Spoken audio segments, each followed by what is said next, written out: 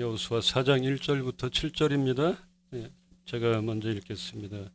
그 모든 백성이 요단을 건너가기를 마침에 여호와께서 여호수아에게 말씀하여 이르시되 그들에게 명령하여 이르기를 요단 가운데 제사장들의 발이 굳게 선 그곳에서 돌 12를 택하여 그것을 가져다가 오늘 밤 너희가 유숙할 그곳에 두게 하라 하시니라.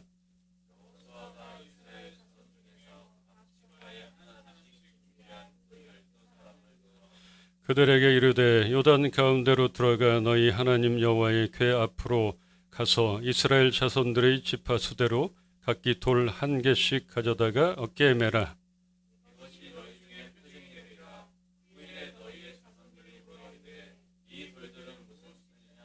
함께 읽읍시다. 그들에게 이르기를 요단 물이 여호와의 언약궤 앞에서 끊어졌나니 곧 언약궤가 요단을 건널 때 요단물이 끊어졌으므로 이 돌들이 이스라엘 자손에게 영원히 기념이 되리라 하라 하니라. 아멘.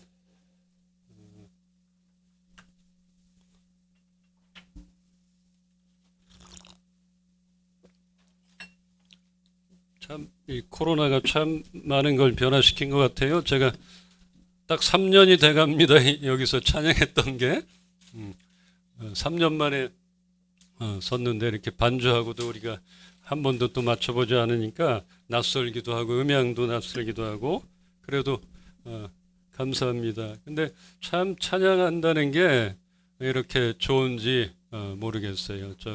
옛날엔 몰랐어요. 너무 많이 찬양을 인도하고 찬양하고 했는데 이렇게 함께 찬양하고 처음으로 마스크를 벗었네. 정말 이런 기쁨이 있을 줄이야. 날마다 찬양하며 날마다 찬양 잘하며 또 늘 찬양하며 뭐 이런 삶이 우리의 삶인데 이 코로나가 참 많은 것들을 바꿔놓은 것 같습니다. 다들 친숙한 분들이 계셔서 또 낯설지도 않고 그렇지만 저만 이 무대가 좀 낯설은 느낌이 들었습니다.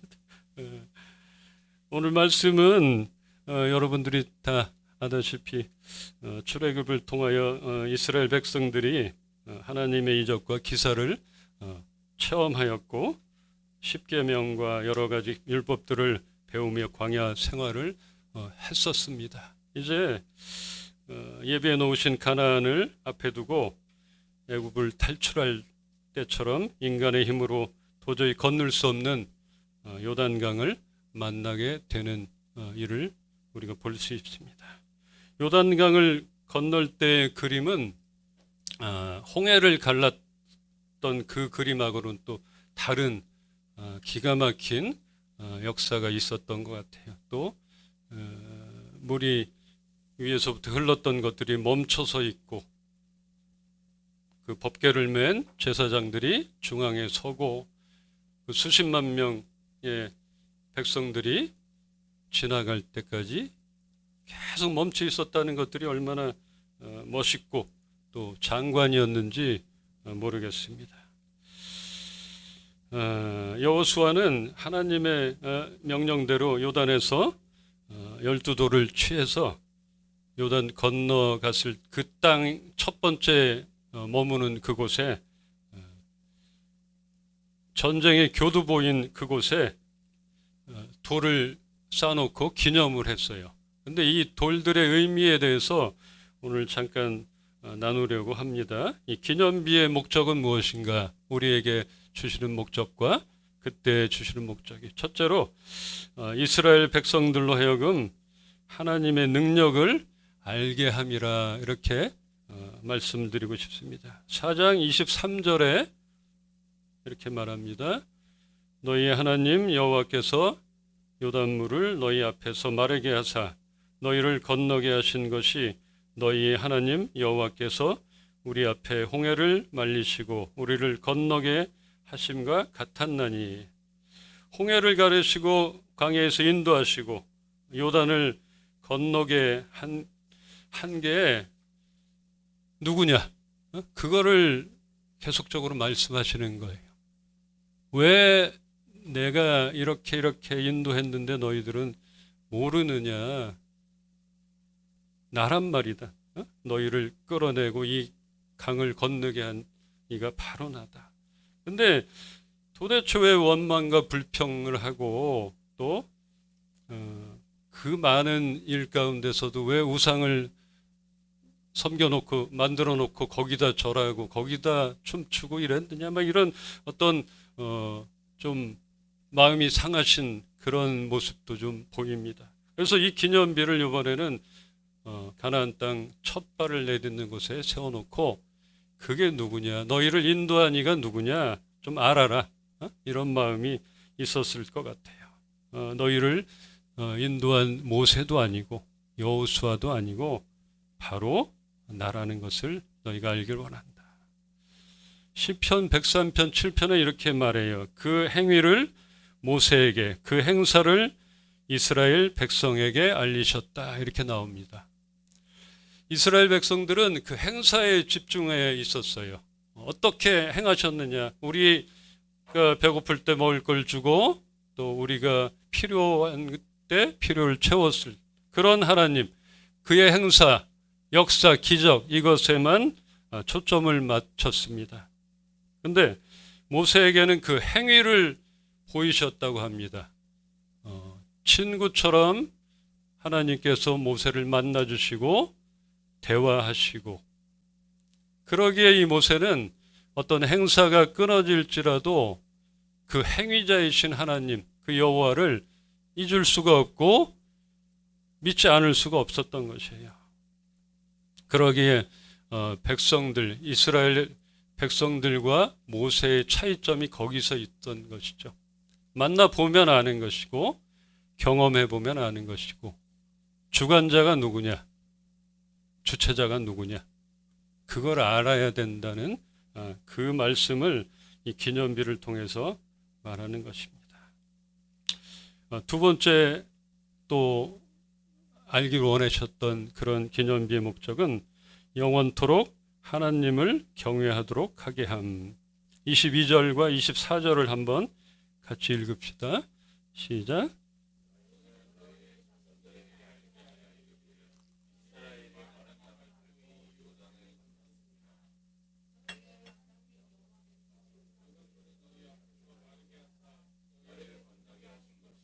너희의 하나님 여호와께서 우리 앞에 홍해를 알리시고 우리를 건너게 하신 것 같았나니, 이는 땅의 모든 백성에게 여호와의 손이 강하신 것을 알게 하며 너희가 너희의 하나님 여호와를 항상 경외하게 하려 하심이라 하라.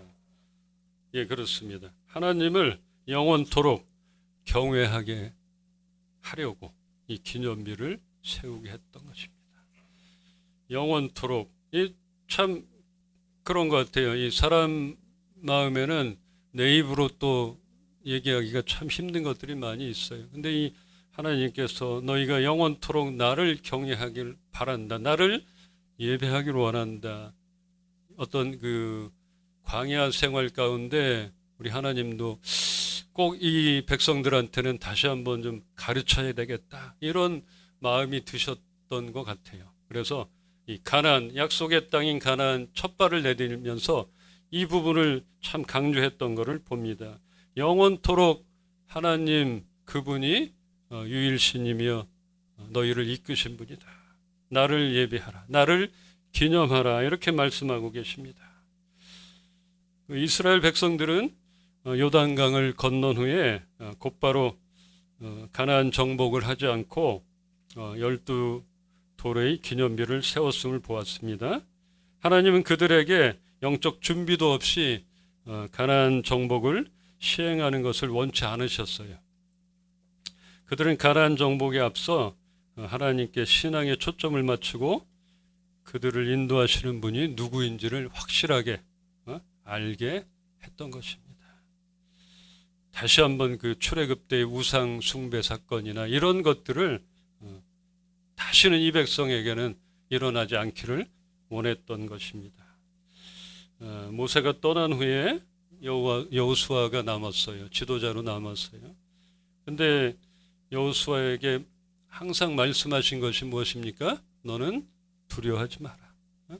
너는 강하고 담대하라 이렇게 말씀하십니다. 계속적으로 여호수아에게 말합니다. 가나안 땅은 그 약속의 땅이지만 두려움의 땅이었습니다. 그곳으로 수많은 백성들을 이끌어가야 하는 여호수아에게는 무엇보다 담대함이 필요했던 것입니다. 더군다나 모세도 없고 의지할 사람이 없는 것이죠. 또 하나님을 경험해 본 사람이 별로 없고, 근데 이 여호수아는 이 떨리는 것이에요. 심장이 떨리고 책임감이 있고, 그럴 때 하나님께서 내가 하겠다.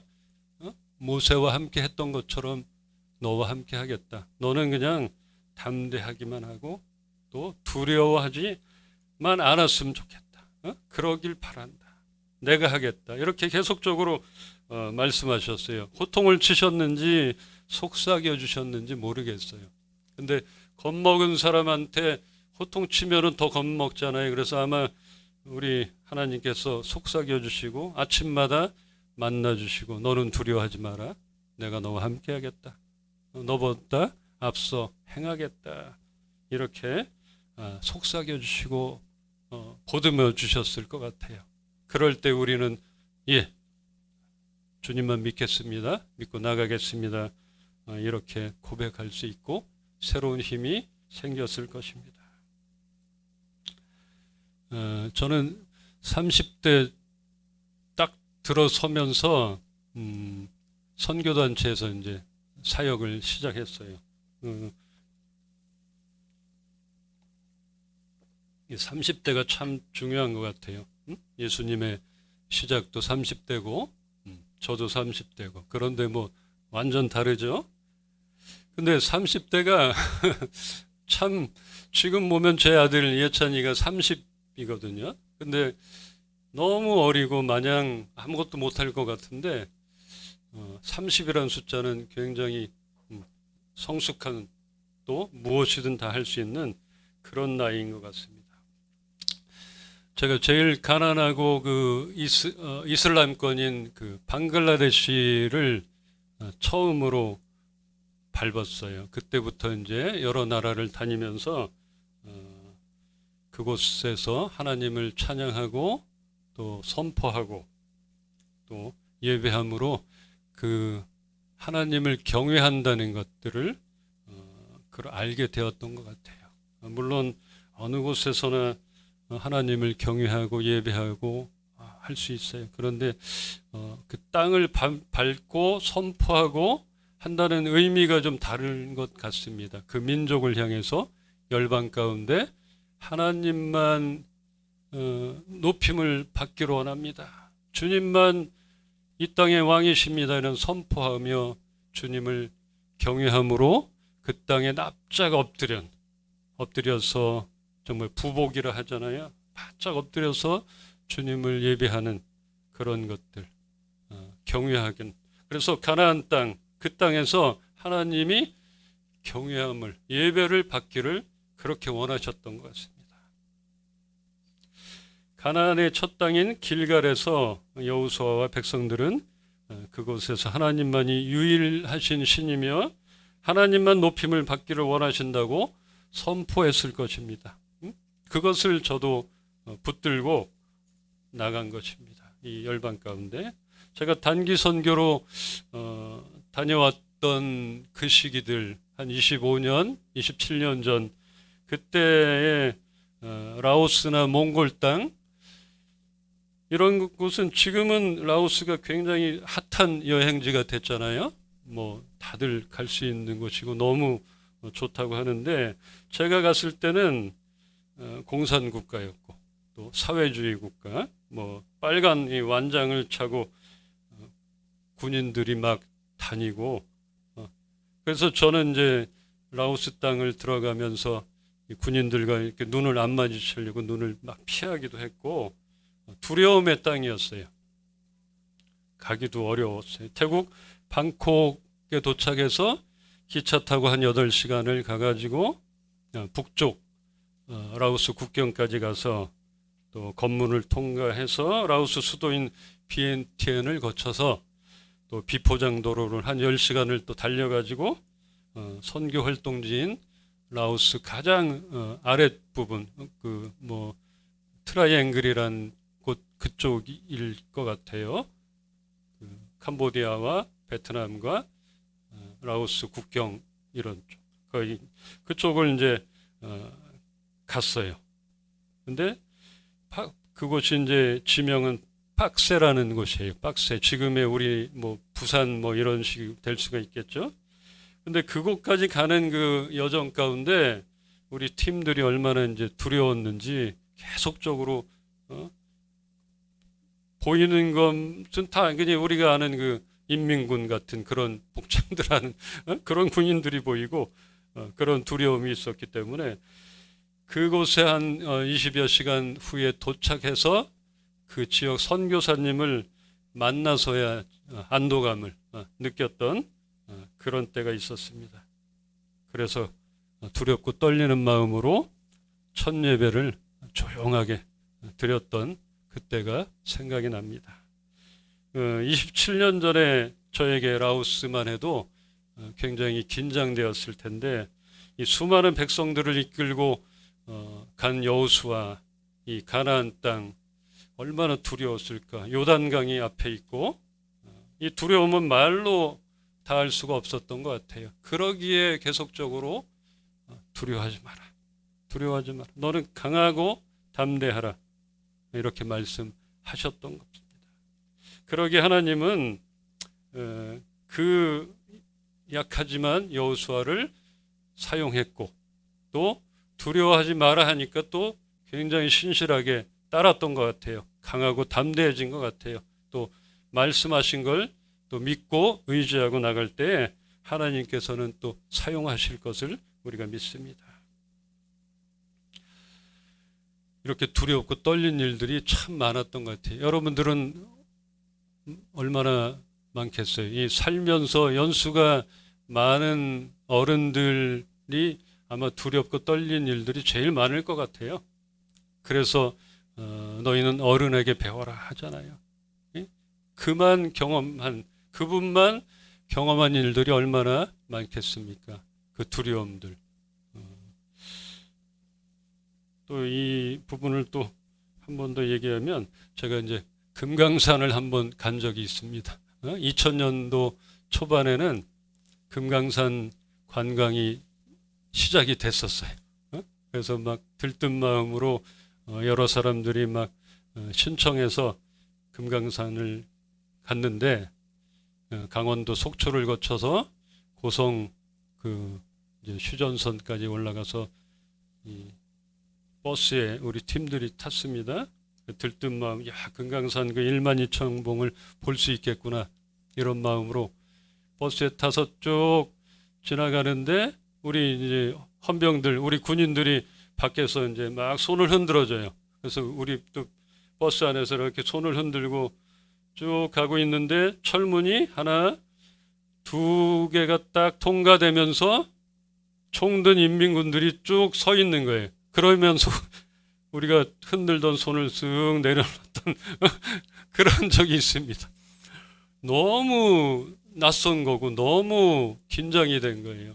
우리 군인 아저씨들, 국방색 그 군인, 친밀한 그 군인들 흔들다가 갑자기 그 철문 두 개만 통과했는데 그 6.25 때 영화에서 봤던 그 양반들이 있었던 것들, 그래서 이 스르륵 내렸던, 또 멈춰서 이제 검문하러 이제 또 인민군이 올라왔습니다. 북한군이 다들 눈 안 마주치려고 나한테 뭐라고, 내가 그때 수염을 길렀는지 모르겠어요. 근데 다들 눈을 피했어요. 뭐라고 꼬투리 잡을까 막 이런 그 긴장함으로, 아유 여길 왜 왔지? 뭐하러 이 금강산을 왔을까? 이런 생각을 하면서 갔습니다. 근데 지금 금강산 가려면 대통령도 못 가잖아요. 지금 막혀서 아무도 못 가는데 그곳에서 그때 김정일, 김일성 이렇게 어떤 그 플랜카드들, 사진들이 막 붙어 있는 그곳에서 하나님 이 땅에서도 주님만 높임을 받으시옵소서. 하나님만 경외하는 이 땅 이 민족이 되게 하여 주시옵소서. 속으로 선포했습니다. 조용하게. 근데 그때의 기억들이 납니다. 또 이 말씀을 준비하면서 그때 그랬지, 내가 얼마나 두려웠고 떨렸는가. 이때 이 민족들, 집도 아무것도 없는, 준비된 것이 없는 이 민족들, 여호수아의 마음들을 헤아려 봅니다. 그래서 강하고 담대함이 필요한 것입니다. 또 하나님은 절대로 어떤 땅, 이 지구 어느 곳에서나 하나님만 예배하고 하나님만 경외하기를 원하시는을 우리가 잊지 않으셔야 되겠습니다. 그러기에 기념비를 세워놓고 너는 기억하라. 내가 이 땅에서도 영광을 받으리라. 나를 경외하라. 이렇게 말씀하신 것입니다. 세 번째 기념비의 목적은 이스라엘 백성들이 요단강을 건넜다는 사실을 후대가 항상 기억할 수 있도록 해주는 역할을 했습니다. 본문에 나와 있죠. 4장 6절 7절에 함께 다시 한번 읽을까요? 4장 6절 7절 이것이 너희 중에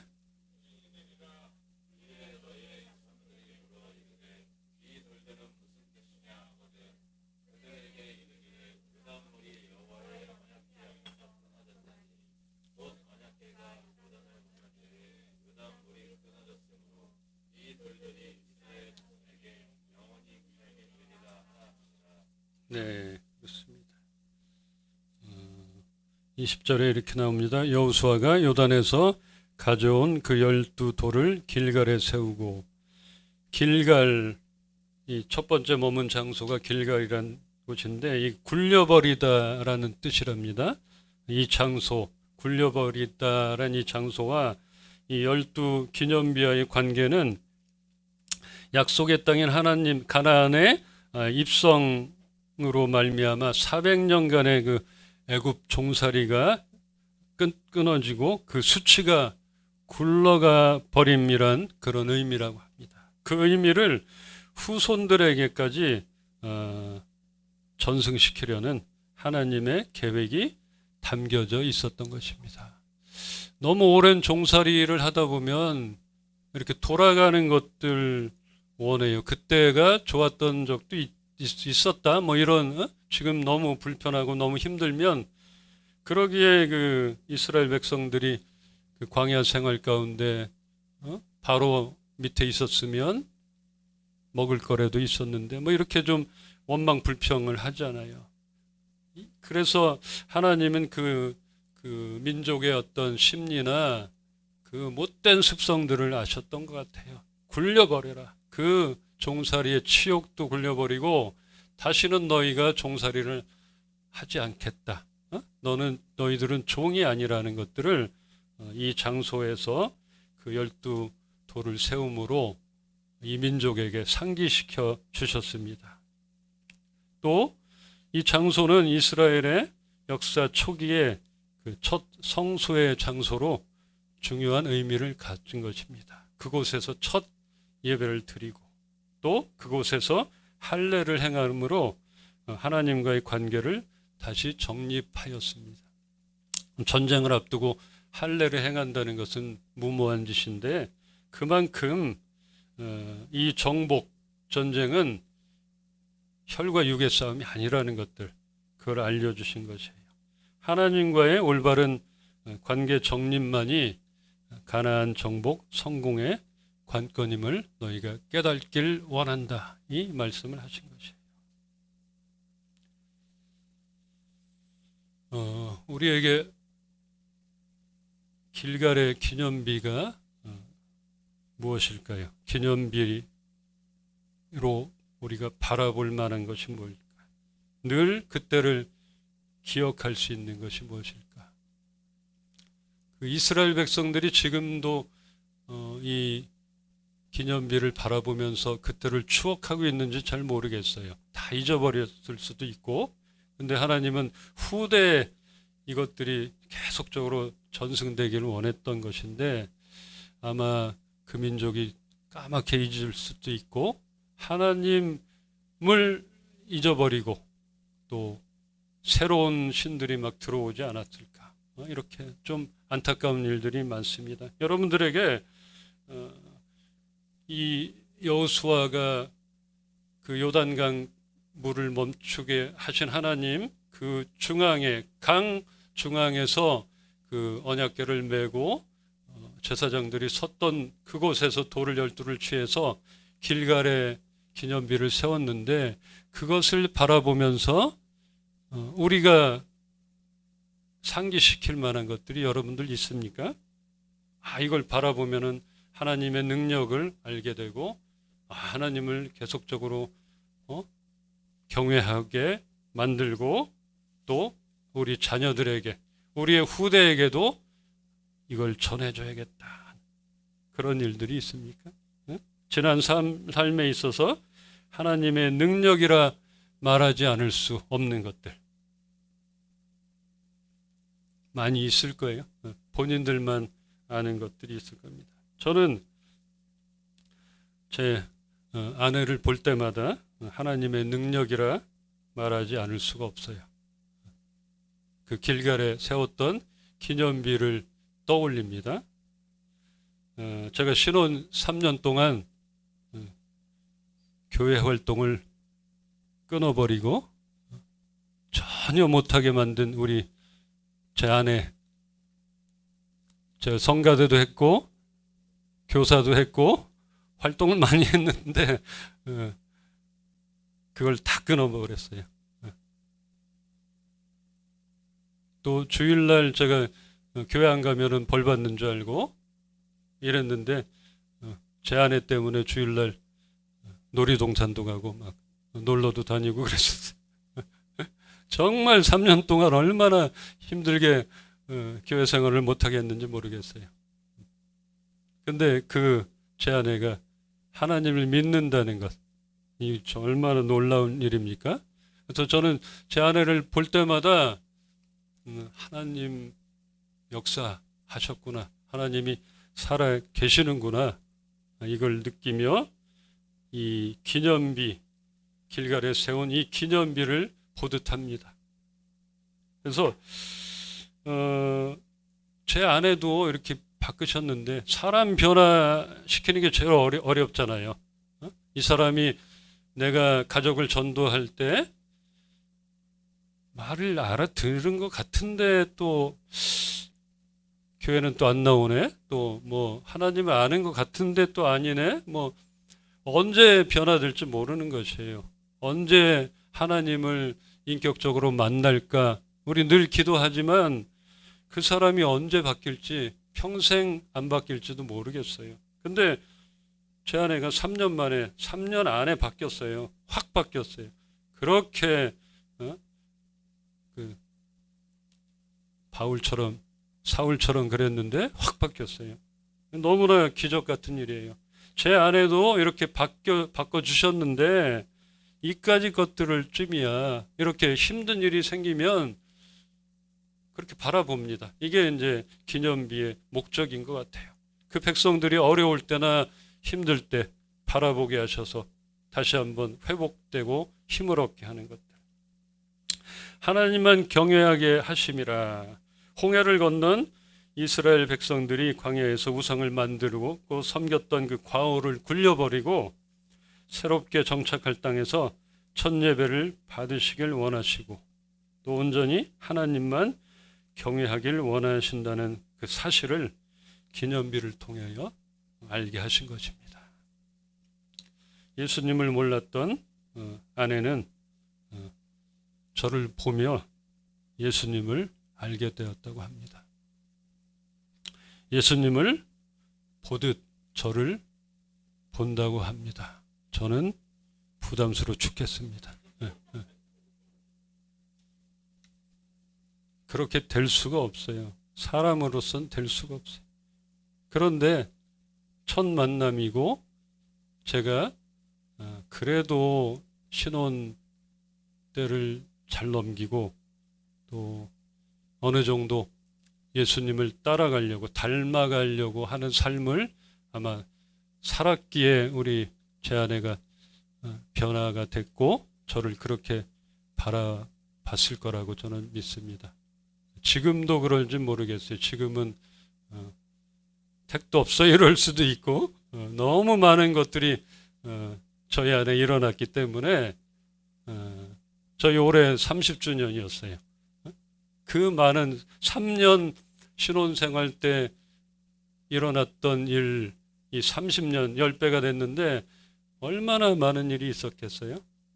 어려움도 있었고 또 즐거움도 있었고 또 못 볼 것도 보고 그때의 마음들이 있을지 모르겠어요. 근데 제 아내는 저를 예수님 보듯 지금은 안 하겠지만 저는 이제 반대가 됐어요. 제 아내를 보면서 너무 든든하고 너무 이 평생에 동역자가 생겼구나 이렇게 흡족하고 너무 든든해졌어요. 그래서 제가 다시 한번 반대로 하트 뿅뿅 날리면서 바라보고 있습니다. 그래서 함께 사역하고 함께 나가고 이제는 정말 평생의 동역자로 주님의 일을 함께 하고 저도 이제 선교단체에서 전도여행을 많이 다니고 또 찬양하고 예배하고 많은 것들을 했는데 너무 오래 하지 못했었어요. 몇십 년을 단체에서 나오고 또 선교지 나간 적도 꽤 오래되고 최근 10년 안에는 나간 적이 없는 것 같아요. 다시 한번 남은 인생 가운데 기회가 된다면 그 땅을 밟고 다시 한번 그 땅 가운데 하나님만 경외받기를 선포하고 그렇게 외치고 또 가서 또 함께 그 민족들과 이렇게 나누면서 먹고 마시면서 대화를 나누고 삶을 사는 그런 일이 있었으면 좋겠습니다. 자, 이 말씀을 마무리로 하려고 합니다. 잠언 3장 25절입니다. 함께 읽읍시다. 시작. 갑작스러운 두려움도 악인에게 닥치는 멸망도 두려워하지 말라. 지금 여러분들에게 닥친 어떤 갑작스러운 일들이나 어려움들이 있습니까? 나만이 아는 것들, 억울한 일들, 또 도저히 이거 방안이 없는 것들 두려워하지 맙시다. 하나님이 허락하신 인생을 살다 보면 예상치 못한 사고와 정말 해결하기 어려운 문제들을 맞이할 때가 있습니다. 그럴 때 우리는 이 기념비를 떠올리십시다. 하나님이 어떻게 행하셨나? 우리 가정 가운데 어떻게 행하셨나? 나에게 어떻게 행하셨나? 내 아내에게 어떻게 행하셨나? 다시 한번 바라보십시다. 여기까지 인도하셨던 그 하나님인데 나를 이렇게 시시때때로 기적도 행해 주시고 또 놀랍게 역사하시고 세밀하게 인도해 주신 그 하나님을 바라보십시다. 또한 이 말씀처럼 악인에게 닥치는 그 갑작스러운 멸망 그것까지도 여러분들이 두려워하지 말라는 것이에요. 우리에게 일어나는 일, 코로나, 질병, 또 사고 이런 것들은 누구에게나 일어날 수 있어요. 우리가 조심해야 되고 또 하나님이 허락하신 것들이에요. 그런데 악인에게 닥치는 멸망까지도 우리가 두려워할 필요가 없는 것이에요. 우리는 하나님의 자녀입니다.